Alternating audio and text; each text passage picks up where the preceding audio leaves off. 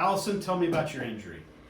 Well, I've got an ankle that has some ligaments that aren't really holding my ankle sturdy, and I twisted it this weekend. Where are you feeling most of the pain? Is it in this area here? Yeah, right under the ankle I don't know bone. if you can see it on the video, but it's really kind of blanched out in here.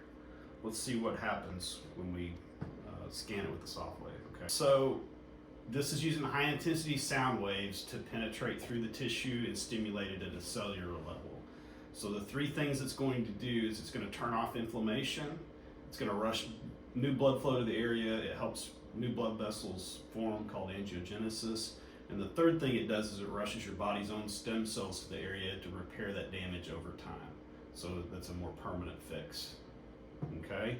Okay. When I run this over like your calf, if that tissue's healthy, it's just gonna click, okay, from the electromagnetic charge. When we hit the damaged area, it's gonna light up. By light up, you're gonna feel it, but you control the intensity to some degree, okay? Tell me when I hit a sore spot.